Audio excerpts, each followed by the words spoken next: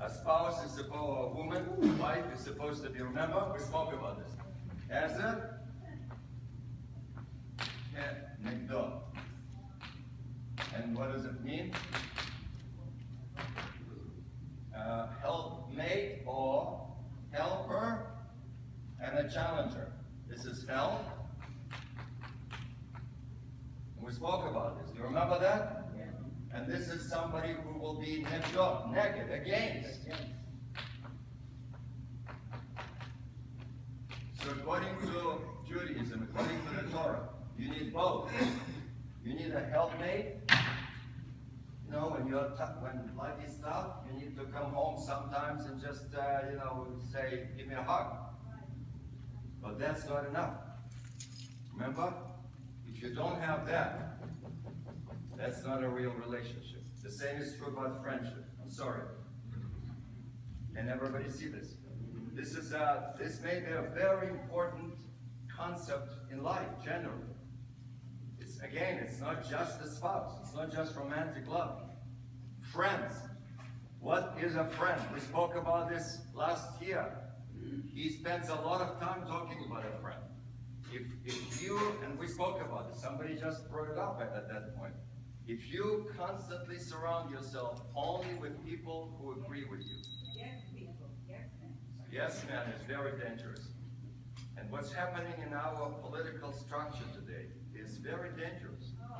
People are basically, it used to be that people could still have, we agree to disagree. Today people, it's like, you cannot bring up politics. Even this event on Sunday, Peter Weiss had to go through the board and this and that until they finally said, all right, as long as it's balanced. So we always need now to have two sides. You cannot have a speaker, so we're talking about bringing candidates here. After all, we have a beautiful sanctuary. We can have 1,100 people.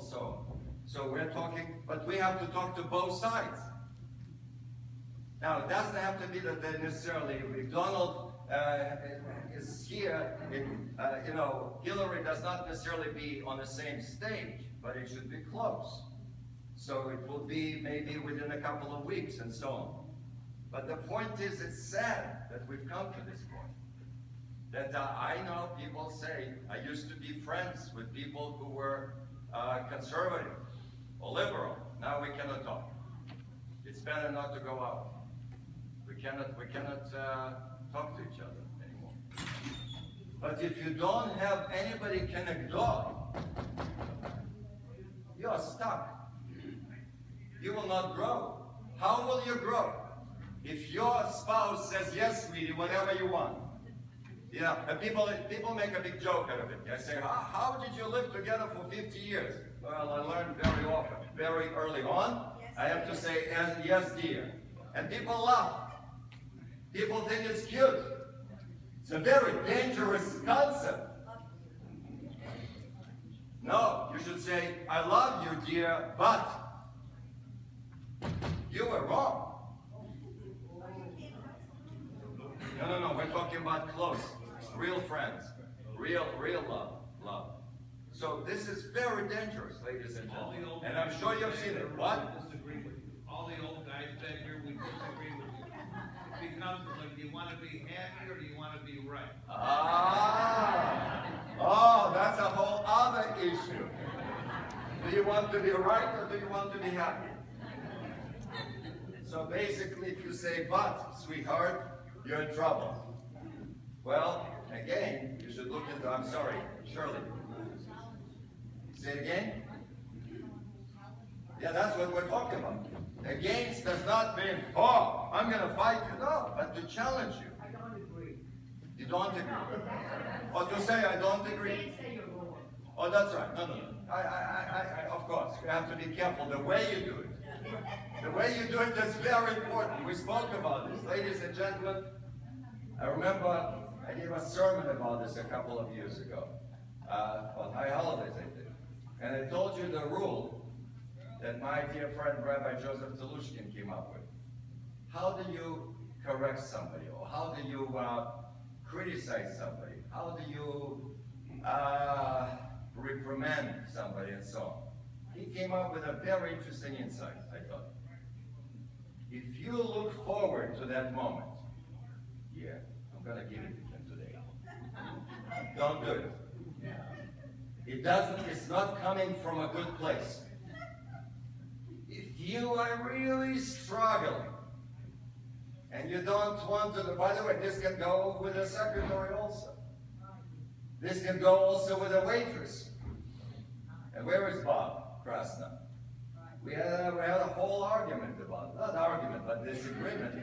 Because Bob says, I come to a restaurant, and the waitress's job is to listen to my instructions, and if I ask for hot soup, I don't want it to be cold, right?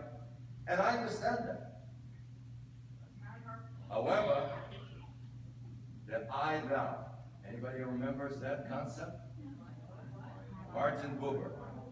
Martin Buber, one of the greatest philosophers, thinkers of the 20th century.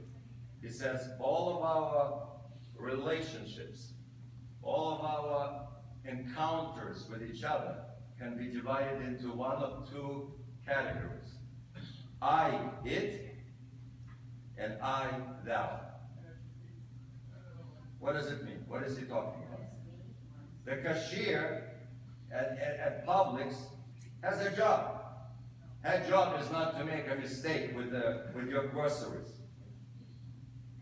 But still, it's a human being. She may have lost her child yesterday. And just because she missed your cucumbers does not give you the power and the right to say, are you stupid or what? You're treating her as I it. She's a computer or human being. Martin Buber based his entire philosophy of life on this idea that human beings are not it, they are thous. And that secretary who misspelled your very important proposal, she's not it. Now, if she constantly does it, fire her. But you have no right to denigrate a human being, to humiliate a human being, especially publicly. And this is what we spoke last year about, when we spoke about, do you have somebody who feels comfortable enough to criticize you? And a lot of people tell me all the time, especially in Palm Beach, they say we go out with our friends, and she says, I am nervous. Every time the waitress comes over, I am scared because 3 weeks ago he screamed at a waitress for some stupid little thing. And you wonder, does his wife never tell him, honey, what happened? How do you talk to that woman? What gives you that power to talk to her this way? That's another possibility. That's a possibility. And maybe that's why she's scared to stand up to him. So they can't talk to their wives like that, so they take it out on the waitress. Oh, okay, but you see, my point is that it's the wife's responsibility to be kinegdo, challenging. And that's what they say about people, politicians, and so on. They say that people in the White House, they never hear somebody say, I'm sorry, sir, you're wrong. Because people want promotion, they want loyalty, and we hear stories about this. God forbid somebody is not loyal to some of the candidates, you know. I saw last night, Donald Trump is giving the final speech, and he says, okay, David, next question. Give me a good question. I couldn't believe this. We've never heard, it's never been before. He has the chutzpah to tell the journalist, if you don't ask questions that I like, I will not give you another chance. It's like we spoke about this on Sunday. No? What does it mean? I don't know what it means, but I heard it as don't ask me a frivolous question. Ask me. Oh, come on. We know how he feels about Megyn Kelly, right? He would not allow her to ask a question. She will not be allowed to come to a press conference and so on, because the very first question, she challenged him. How do you say these things about women and so on? Pardon me? She's supposed to. I don't know. She said she was going to be there. Now, this is a very good question. I was listening last night, they say that he's changing. Last night, for the first time, he was calm. He was not shouting. He was more presidential. Did you see that? He was more contained. He was fair. He was thankful. He said, and even with Marco, he says, I liked him until last week he began to say all these things. But he did not even say what Marco keeps saying about him, right? What is he calling him? Conman. He constantly says Conman. Anyway, the point is not this. The point is that it came up somewhere else. That people who are scared to something. I wanted to bring another famous example. People who are scared to challenge you, they want something from you, and you surround yourself with yes men and so on. That's very dangerous because you become disconnected from the real world. What was the famous line about who was it? The Queen. I'm talking about they don't have bread, give them cake.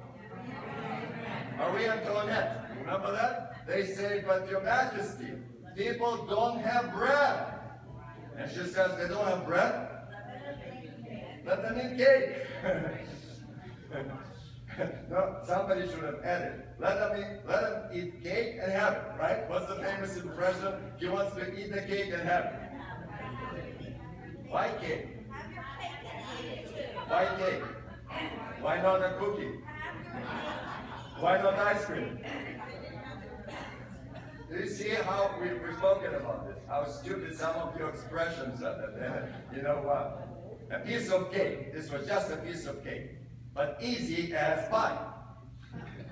Why easy as pie? Why not easy as cake? Why not a piece of pie?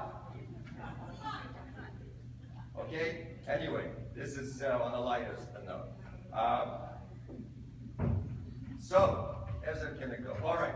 So, enough said about that. I hope that we kind of dug in enough, unless you have another insight.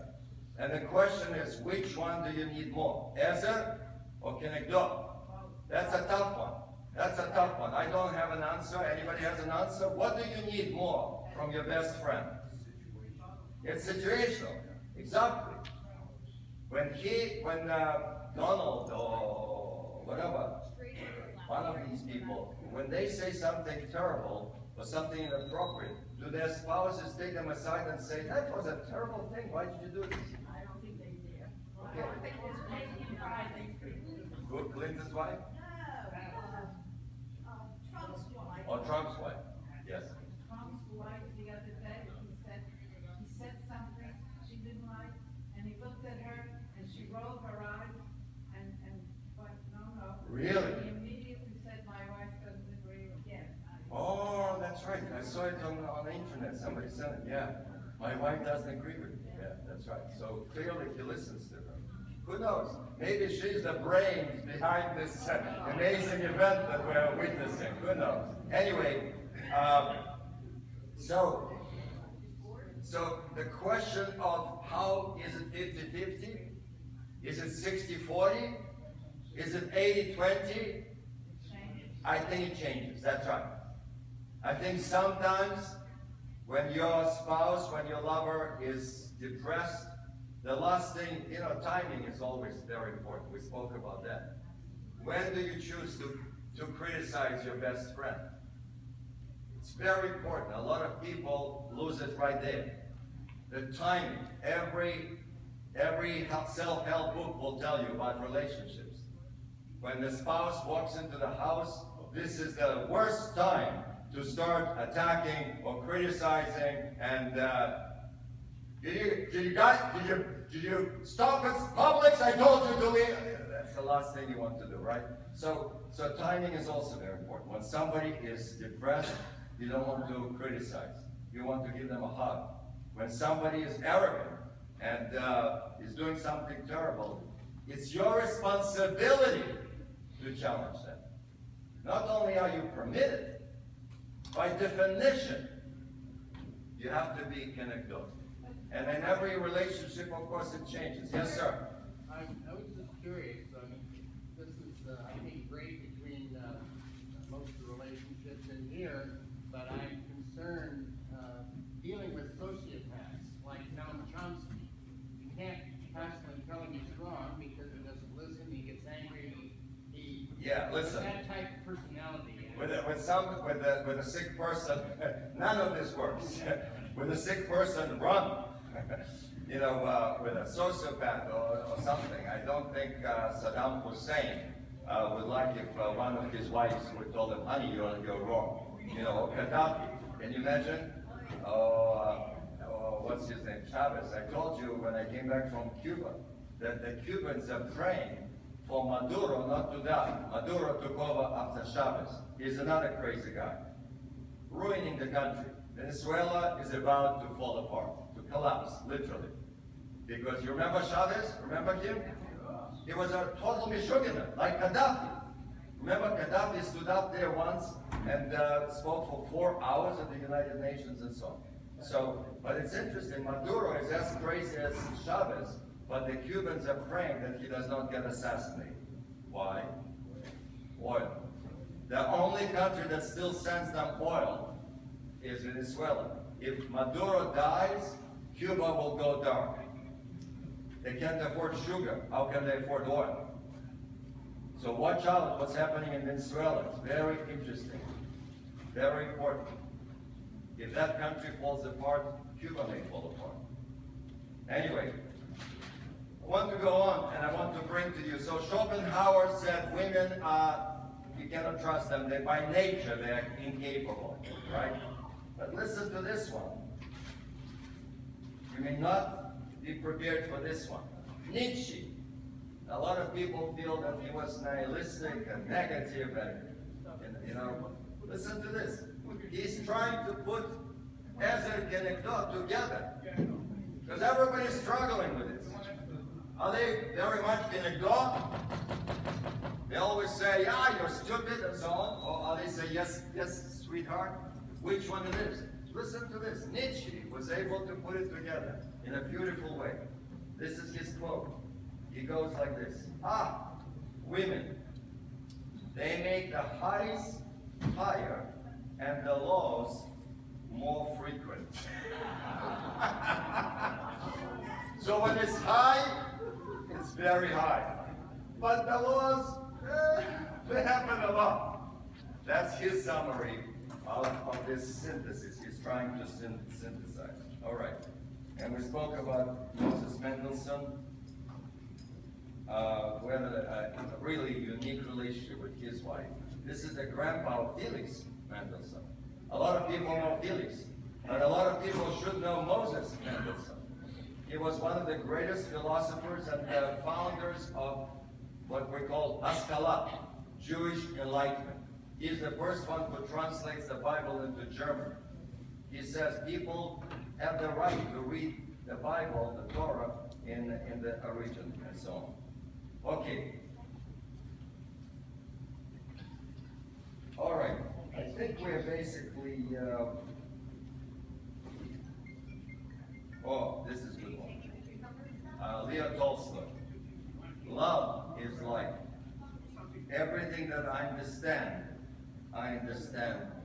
through love. Okay? So, love is very important. Continue. We're going to continue. We'll finish chapter 9. Eric is going to continue. He has a good voice, strong voice. I know there are other people also, but Eric enjoys doing this. So verse 10, we finished 9. So we finished basically enjoy your wife, you enjoy the woman that you love, and this is all you can get basically. And enjoy your labor under the sun. This basic love, again, I hope that everybody knows that famous definition. It's love plus work or labor. That's Freud. healthy person or mature person, by the way. The difference between children and mature people. All right, let's continue. Verse 10. Gary, go ahead. 10 flies from the perfumer's ointment. No, verse 10. Chapter 9. Whatever it is in your power to do, do with all your might. Okay. All right, continue, please. But there is no action. No action, no reasoning, no learning, no wisdom in school where you are going. Okay, it's not school. It's Sheol. Sheol is basically under there. Sheol is another nice way of saying basically the grave. So this is very interesting. The things that we appreciate, the things that he loves, action, reason, learning, wisdom, none of this exists after we die. So let's go back to the first part of this line. Whatever it is possible for you to do, do with all your might. What does he mean? What is he talking about? Any idea? What is he saying? I think he's saying that you should put your complete strength in doing the things you should be doing rather than doing a little of this, a little of that. In other words, doing just the one thing at a time that is necessary. Okay, focus on one thing, don't do a little bit here, a little bit there. What else? I think he's talking about commitment. Make a commitment to stay with it. Stay with it. Do it really. Don't give up. And fully and continuously. Continuously, fully. What else? The other is if it's in your power to do it.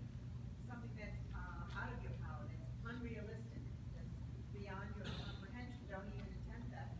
Stay with the things you can do and do them well and to every bit of your ability. Okay. Don't focus on things that are ridiculous, impossible. If you say, I really want to become an astronaut, and I'm 87 years old, but I'm going to do it, you're going to want to be frustrated. But whatever is in your power, go for it. Yes, Arlene. It's not a rehearsal. Life is not a rehearsal. Take it seriously. Come on, go for it. I'm still looking for one word that I did not hear. Yes, sir. The best you can. I think it's a little bit more. Yeah. You're close. What about passion? Be passionate about what you do. How about that? You know, I told you that I'm very excited about reading this new book that I just got by Eric Weiner. Weiner. Some people say Weiner. Okay. Anyway, I finished 3 chapters already. It's about the geography of genius. So he is asking, what is it? How come basically there was a period in Athens in 5th century, basically 24 years. That's it. Between 2 wars, in 24 years.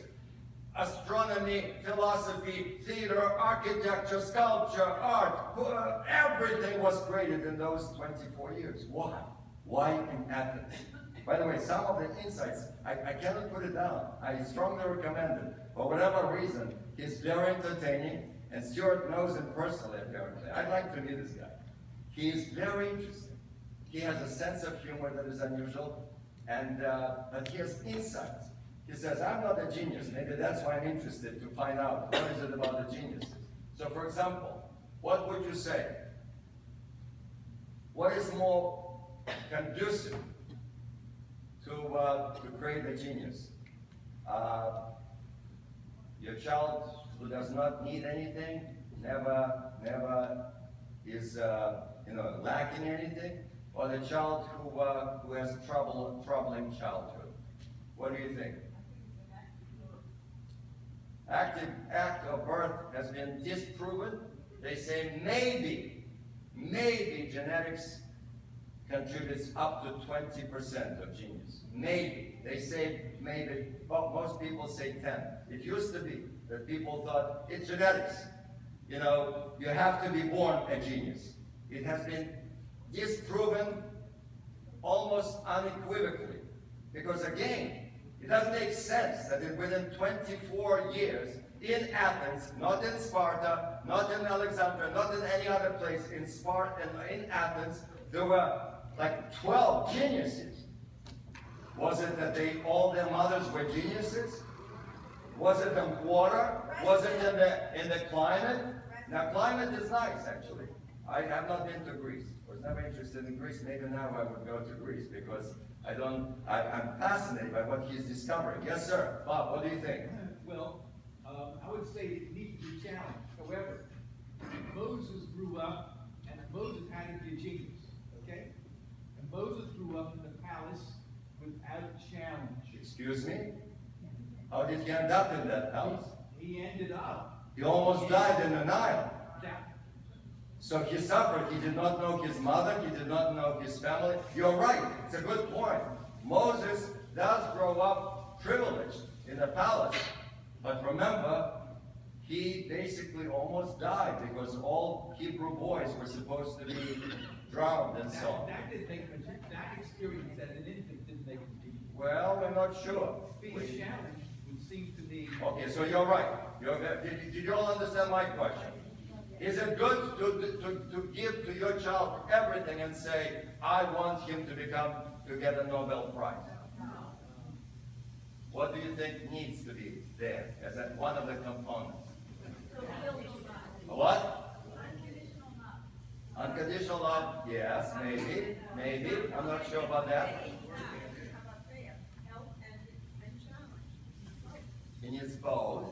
That's an interesting one. But it's interesting. He did not, so far, discover that. He discovered that disproportionately, all the famous personalities had not only problems in childhood, but they lost their fathers very early. And he goes through the list. He's talking about Leonardo, he's talking about Socrates, he's talking about many famous artists and inventors and Darwin and Freud and this and that. And basically what he is saying so far is that challenges in life. Most of them are lonely children and strange. Apparently, Michelangelo barely took bathe himself. He was walking around in a dirty shirt. This is Michelangelo. By the way, I said Michelangelo because I was corrected many years ago that Americans don't know how to pronounce his name. It's not Michelangelo, it's Michelangelo. But it doesn't matter. Anyway, so he discovers many of them are weird, strange. Anyway, but suffering early on apparently helps to develop. Einstein is one of them and so on. Anyway, so let's go back. We got to this because of passion. He says, whatever is in your power to do with all your might. So I agree with everything that was said so far. Take it seriously. Commit to it. Don't do it lightheartedly and so on and so forth. And I had another interesting, by the way, it's very interesting. Somebody, the chancellor of the seminary in Jerusalem came to visit me. And he comes every year. I give him a check and so on. So he knows about the class.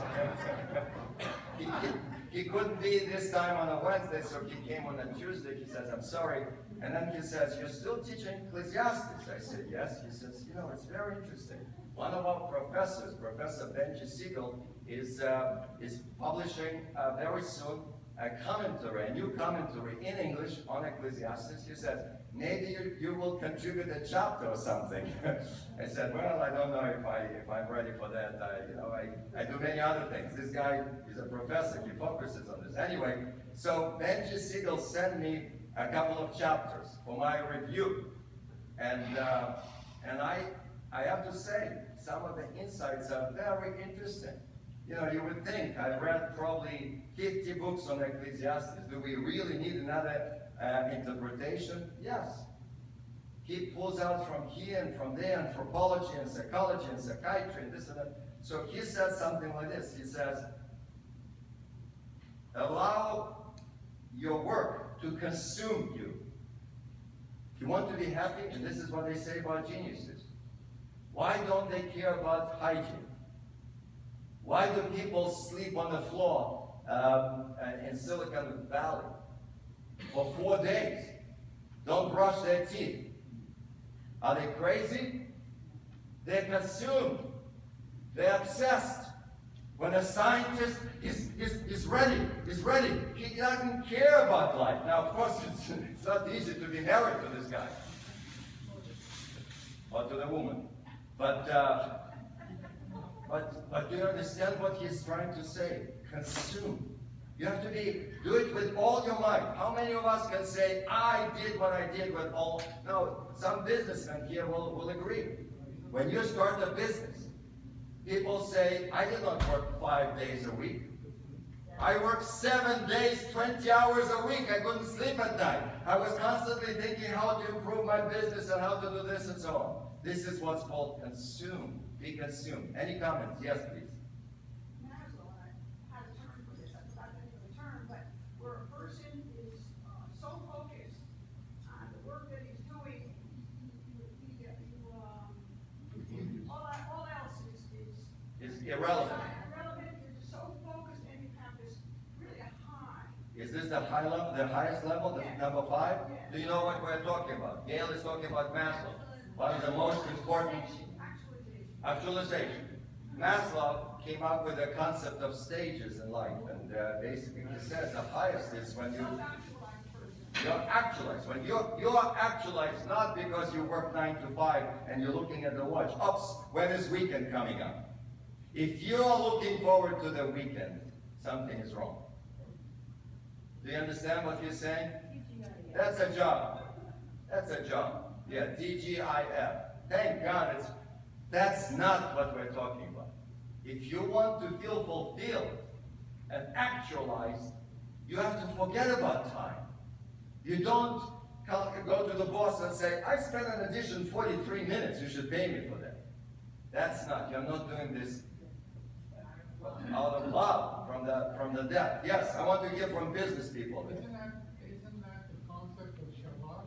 That during the week you consume yourself 100%, and you do look forward to Shabbat, you need that rest. No question about this. Judaism, and he also, you will see, the last few lines of the entire book, he spoke already about this, that the toughest thing in life is balance. I mean, I don't think Eric Weiner wants people to become Meshuggah and not take a shower in 5 days, right? But what he's trying to say is, he's trying to find out what are the characteristics, what is it about these geniuses, what does it take to invent something that the world will remember? Yes, please. Yeah, you said before, we're allowed to disagree, right? Absolutely. Not only allowed, I challenge you to challenge me. I will not grow if all of you say yes.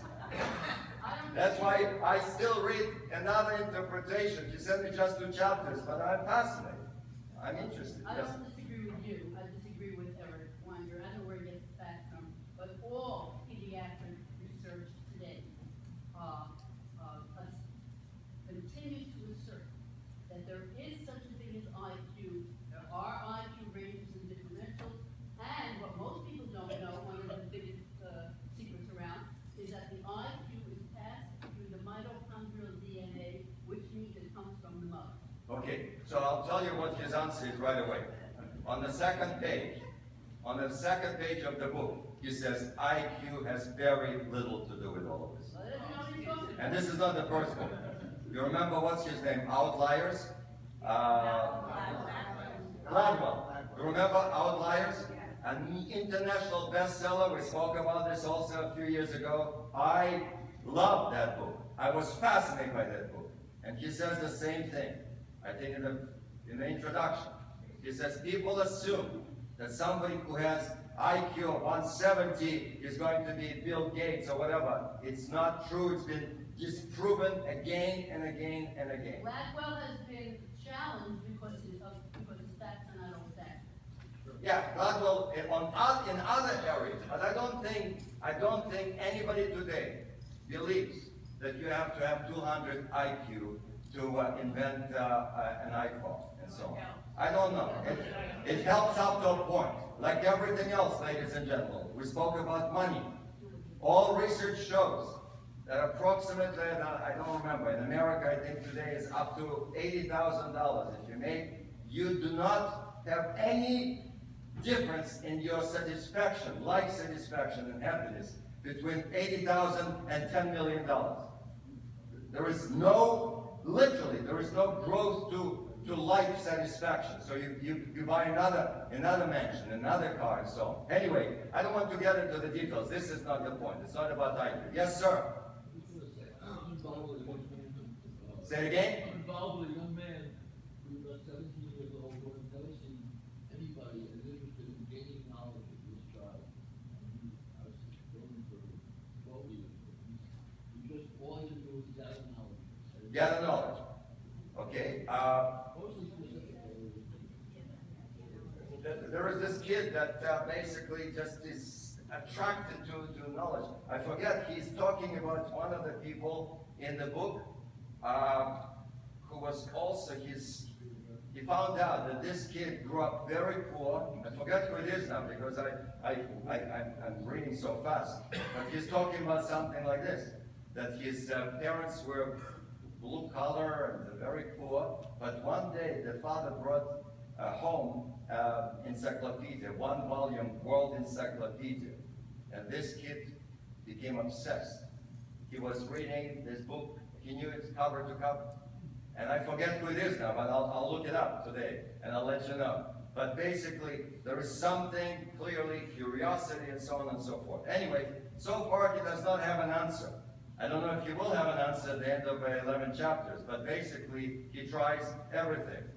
Is it climate? Is it family structure? Is it wealth? Is it education? Leonardo da Vinci never finished middle school. He was what do you call it? Like an intern. What do you call it in those days? Apprentice. So he was also illegitimate son. So his illegitimate father had connections with the Medici family. So wealth has something to do with that, by the way. Medicis clearly had a major impact on Florence, on the blossoming of Florence. Money. They devoted millions. And there is a reason for that.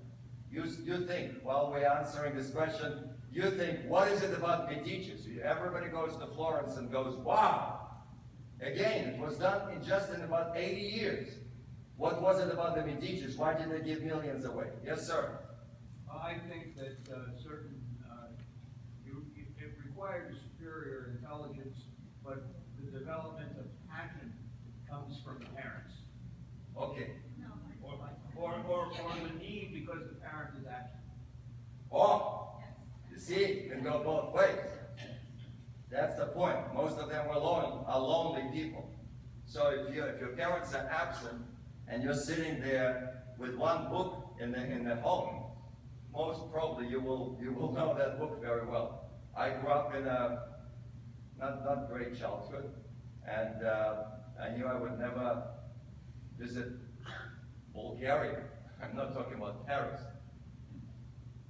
So as a result, I read everything I could about Paris and London, and I remember when I came we have a Parisian here. So the first time I came to Paris, I went with my friend George. I think I told you the story about my visit to the Louvre for the first time. Remember Mona Lisa?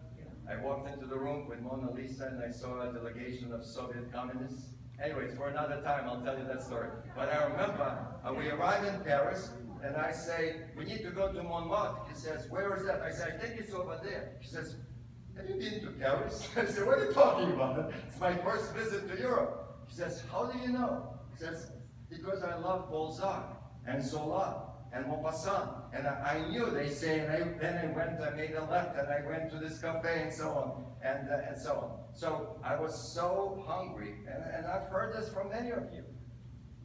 I visited more countries than probably anybody in this room. Why? That's right. I did not take it for granted. And by the way, I was a struggling student for 6 years at the seminary, right? And even before the seminary, I was working for the Bureau of Jewish Education in Los Angeles. So I was making, I don't know, $22,000 a year. How come I've seen 60 countries? There's nothing to do with money. I remember in Rio de Janeiro, I stayed in a hotel room where I could barely walk into the room. But that was not important. I wanted to see Rio. And the first time when I went with George, we stayed 2 nights in London at the Salvation Army. You know about Salvation Army? God bless them. We discovered for $1.50 you can spend a night, you get a clean towel, you get a shower, you get sheets, you get pillow. We said, wow, what a deal. So I spent 2 nights, I'm proud of that. I told my children, they loved that, they loved it. But I hope that I instilled the same passion in my children. They love to travel. They want to see the world. It's, and Americans take it for granted. I'm still in pain when I meet a Jew in their 70s who says, no, I have not been to Israel yet. Your Baba and Zayda would have given an arm to visit Jerusalem. An arm. It pains me, literally pains me, that an American Jew says, well, and I say, have you been to London? Yeah. Have you been to Florence? Yeah. But not Jerusalem? Give me a break. Anyway, so what he's talking about is passion. Let your work consume you. And Nietzsche, the same Nietzsche that I am beginning to get to know, not my favorite philosopher, but he has one of the greatest lines that I said when I was a young kid in Kishinev. It is better to regret something that you have done than something that you could have done and didn't. Isn't it an amazing line? I never knew it was Nietzsche. I love that line. What he's saying is, come on, go for it, do it, try. So you fail, so it's not the worst thing, but if you walk around in fear, you will not experience what life is all about. God wants us to enjoy life. He keeps saying to us. And he's trying to help us how to enjoy life. So he says, don't be scared. Don't say it's too late. And I envy you. I've said this on many occasions. I look forward to my retirement. You can do whatever you want. Think about the privilege. Your Baba and Zayda did not have that privilege. 99.9% of humanity does not have that privilege. You can learn 3 languages if you want. You can go around the world. You can volunteer. You can start 5 hobbies. You can create the bucket list. How many of you have a bucket list? Do you all know what it is? Bucket list. It's a very important concept. It's create a list. Before, where does it come from? Before I get into the bucket, how does it go? Before I kick my bucket? Before I kick the bucket, I need to do the following 20 things. This is called the bucket list, and there was a film a few years ago that was fun. And these 2 old guys decide, you know what? Let's go for it. Oh, they were not old, they were only 75. So he says, go for it. And I just wrote for myself just a few things that I've been inspired by many of you. You know, I've been here 26 years now in Palm Beach. You know, learn to paint. I know somebody who at the age of 82 decided to learn to paint. And he is now, Grandma Moses, and this person is now selling his paintings. Write a poem. Sing in the shower. Fight with somebody. Forgive somebody. Visit Africa. Rejoice. Be sad. Learn a new language, hopefully Hebrew. Laugh as much as you can. Grow vegetables in your backyard. Pray, learn to pray. Help the poor. Do some good. Volunteer. Write your memoirs. Remember we spoke about this, the ethical will. Write your life story for your great-grandchildren, great-grandchildren, whatever. Whatever you can do, do it. And do it now. Because who knows what will be tomorrow, right? So is he a pessimist? Let me ask you a question. Because we're coming to the end, and I want to make sure that nobody walks away from this class. We've been together for 3 years, and I don't want people to say, you studied Ecclesiastes? Yeah. Isn't he a pessimistic guy? What do you think? He's realistic, and I think that it's more than that, yes? He's practical, and he's going to give from now on, by the way. We're coming, chapter 10, 11, 12 is very practical. A lot of advice. He's going to give advice. But I think that this is the problem. I forgot who it was, but somebody gave a definition. Who is a pessimist? A pessimist is somebody who says life is all suffering, and then you die. Right? That's the famous English economist and philosopher, or Scottish. Who was it? One of his, basically, it's, life is brutal, people are brutal, we kill each other, and then we kick the bucket. Right? So by definition, these people are idiots. So if life is suffering, death should be a blessing. Why do they say, oh, life is so terrible, and then you die? Thank God you die if it's terrible. That's pessimists. They are even confused about what they are preaching about. He is not a pessimist. He loves life. And there is a famous line in chapter 11. We're going to come to this. How sweet is the light. What a delight for the eyes to behold the sun. He loves life, and therefore, he has a problem with death. He doesn't want it to end. So he is very much focused on death, because otherwise we don't appreciate life. If you remember over the years, unfortunately, most people after Yom Kippur don't come back to shul. But the most important holiday of all may be the holiday that comes 4 days after Yom Kippur.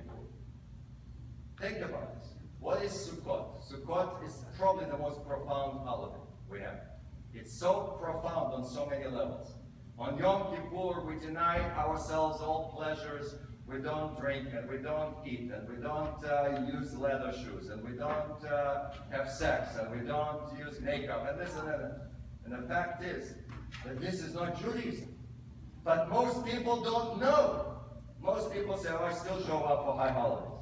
So they walk away with a totally distorted vision of what Judaism is all about. Remember, we spoke about asceticism. Judaism is against asceticism.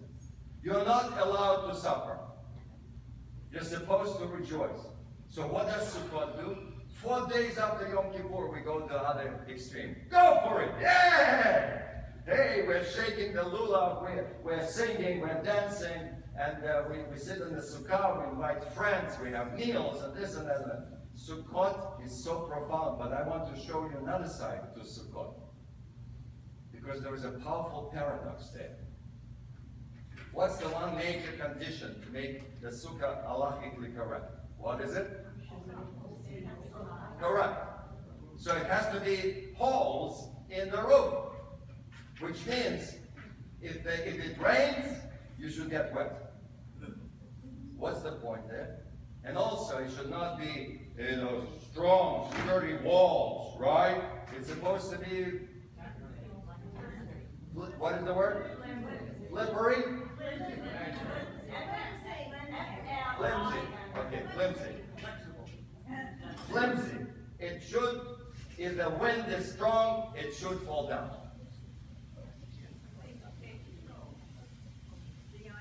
That's right. Because you should not walk around thinking, and we'll come to this in a minute, I hope. because this is very powerful. Yeah, in the next verse. Due diligence. When I learned this concept, due diligence, it was impressive to me, but I was also depressed. Because Americans have fooled themselves that you can do all the research and plan everything, and everything will go wonderful. It's a lie. It's a myth. You can do all due diligence in the world. You can go on 25 dating services and analyze and know everything about and find the right guy. And then 3 months later, you will be sitting in an office of lawyers.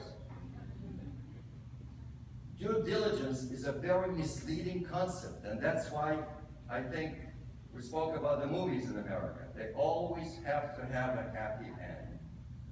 Everything is wonderful. He runs to the airport and grabs her before she flies away forever. How realistic is it? How many of you ran to the airport the last moment? So due diligence is a very dangerous concept. And I know there are business people here who've done due diligence 20 times in their lives. Of course you should do it. You should not be an idiot. You should not go into something with closed eyes. You should know as much as possible. But don't fool yourself that you can predict everything. That if you do due diligence, everything will be wonderful. Your business investment will